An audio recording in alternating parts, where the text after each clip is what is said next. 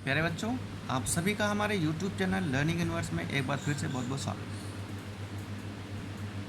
एक नई वीडियो के साथ हम फिर से हाजिर हुए हैं और इस वीडियो में हम 10वीं क्लास की सामाजिक विज्ञान का जो भूगोल का सेक्शन है उससे रिलेटेड जो आपकी टॉपिक है संसाधन, उसको पढ़ेंगे।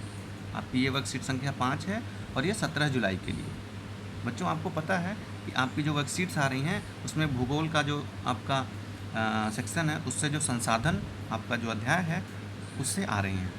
इससे पहले भी संसाधन से संबंधित 2 वर्कशीट आ चुकी हैं जिनको हमने अच्छे से पढ़ के सॉल्व करके समझ के अपने यूट्यूब पे चैनल पे डाला है। तो अगर आपने इससे पहले नहीं वर्कशीट वो देखी हैं या पहली बार आप ये वर्कशीट कर रहे हो तो आप हमारे चैनल पे जाएंगे, प्लेलिस्ट में 10वीं क्लास की जो DEO की वर्कशीट आती है वहाँ पे जाएंगे। वहाँ पे आपको 15 तारीख की और उससे पहले की जो वर्कशीट है वो मिल जाएगी। आप वहाँ से उसको क्लिक करके और इस वर्कशीट को भी कर सकते हैं।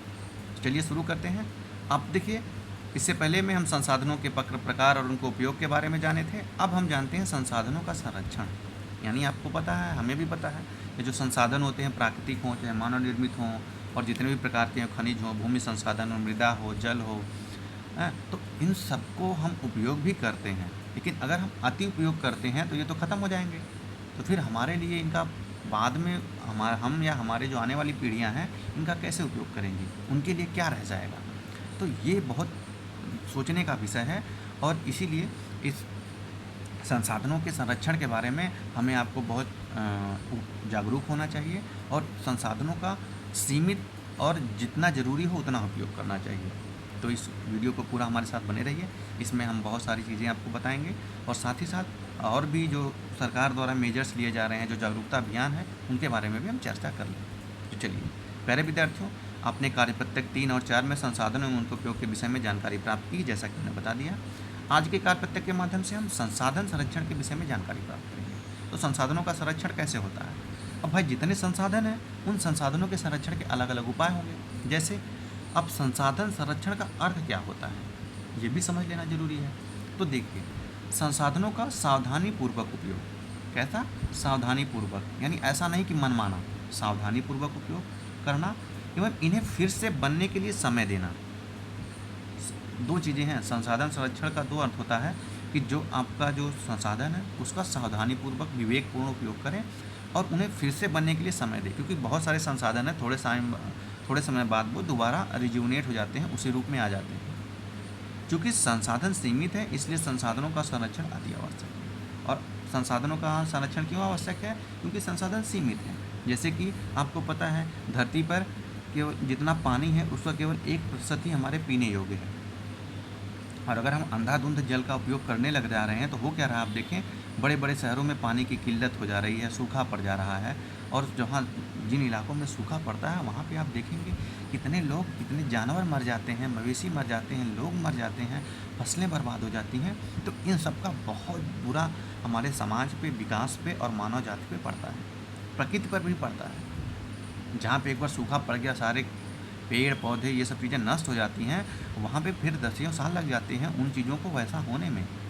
इसीलिए संसाधन का संरक्षण जरूरी है। अब जल है, अब जल पीने का है तो हमें ये ध्यान रखना चाहिए जो पीने का जल है उसका हम उतना उपयोग करें जितना ज़रूरी है। अब पीने के जल से आप अपनी कार मत धोइए, पीने के जल से आप सड़क मत, अपना घर मत धोइए।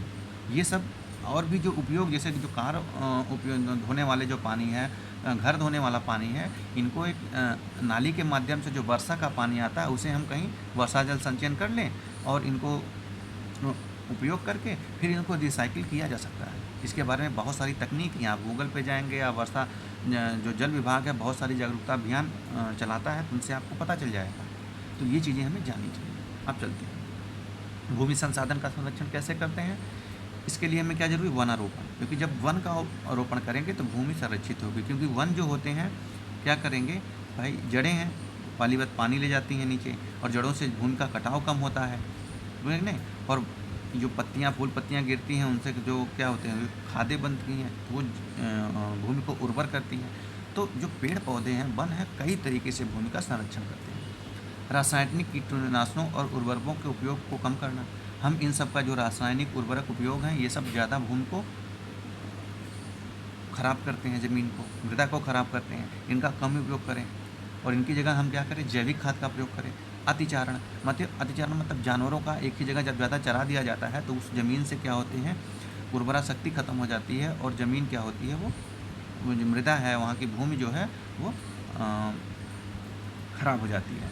तो ऐसे कुछ जो तरीके हैं जो हमने बताए, उससे भूमि का उपयोग संरक्षण किया जा सकता है। मृदा का वृक्षारोपण करना बाढ़ पर, क्योंकि बाढ़ आती है तो पूरा मिट्टी को काट ले जाती है, तो फिर मिट्टी बनने में भी बहुत समय लगता है, वो ख़राब हो जाती है। अतिचारण पर रोक, जो मृदा के लिए है वही भूमि के लिए भी लगभग है। सीढ़ीदार खेत बनाना, जैसे जो मान लो ढलान वाला क्षेत्र है, यहाँ से पानी ऊपर आएगा तो पूरी मिट्टी बह जाएगी। आपको पता है जो पृथ्वी है उसके जो ऊपरी परत है उसकी भी बहुत ऊपरी मतलब 2-3 फीट की जो ज़मीन होती है वही मृदा होती है। और यही अगर क्योंकि इसी में सारे फसलें और चीज़ें जो उपजाते हैं जो हम खेती के लिए वो होती हैं, तो अगर ये ख़त्म हो गई तो नीचे वाली जो ज़मीन है वो उतनी उर्वर नहीं होती, वो खेती योग्य नहीं होती, उसको इस लायक बनने में बहुत समय लगेगा। इसीलिए हमें मृदा का संरक्षण करना चाहिए। सस्यवाट, विभिन्न फसलों को बारी बारी से बोना, ये सब उपाय हैं। आगे है जल का, जल में तो पता है अशोधित वाहित मल, कृषि रसायनों का विसर्जन, जल निकायों में औद्योगिक बहिस्राव इत्यादि जल के प्रमुख प्रदूषक हैं। जल के अति उपयोग को रोकना, उन्हें प्रदूषण से बचाना आवश्यक है। तो हमें क्या करना है, जो अशोधित वाहित मल है इसको शोधित करके नदियों में या नहरों में डालना, कृषि रसायन का उपयोग विसर्जन ना करना, कम उपयोग, जल निकाय में औद्योगिक बहिस्राव को कम करना, तो ये सब उपाय हैं।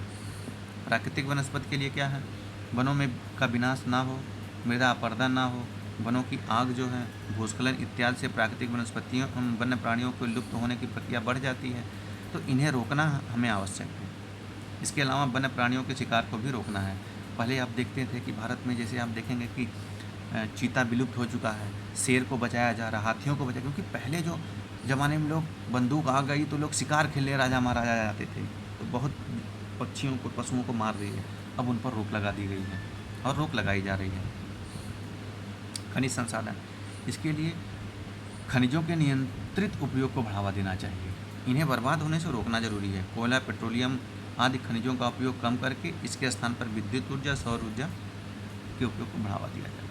तो ये चीज़ें हैं, जैसे आप पेट्रोल डीजल जो गाड़ियाँ हैं तो उनका तभी प्रयोग करिए जब ज़रूरी हो, नहीं तो पब्लिक वाहन का प्रयोग करिए, साइकिल का प्रयोग करिए। घर में गैस जल रही तो अक्सर देखते हैं लोग मतलब बहुत ज़्यादा जागरूक नहीं होते हैं, लापरवाह होते हैं, तो नहीं, आपके घर में गैस है तो गैस का सही उपयोग करिए, उचित उपयोग करिए, समझिए कि नहीं, वो चीज़ें हैं। कोयला है तो कोयले का, अगर घर में कोयले के चूल्हे हैं, कोयले का उपयोग हो रहा है तो उसका भी कम उपयोग करें या उचित उपयोग करें। तो ये सब चीज़ें हैं जो हम खनिज संसाधनों का जिसको आप उपयोग करके लोगों को जागरूक करके संरक्षण कर सकते हैं। देखिए, घर एवं विद्यालय में जल संरक्षण के उपाय बताइए, बहुत आसान है। इसको बच्चों हम इसका उत्तर नहीं बताएंगे, इसको कई बार अभी ऊपर भी हम बता चुके हैं, तो ये चीज़ें आप लिखिए। दैनिक जीवन में प्रयुक्त होने वाली किन्हीं 3 खनिजों के संरक्षण। अब कई 3 खनिज नॉर्मल है, मान लीजिए डीजल है, पेट्रोल है, गैस है, कोयला है, 4 हो गई। तो अब इनका डीजल का उपयोग संरक्षण, गैस का, कोयले का संरक्षण कैसे करेंगे, इनका तर्कपूर्ण उपयोग हो, क्या हो, तर्कपूर्ण उपयोग हो।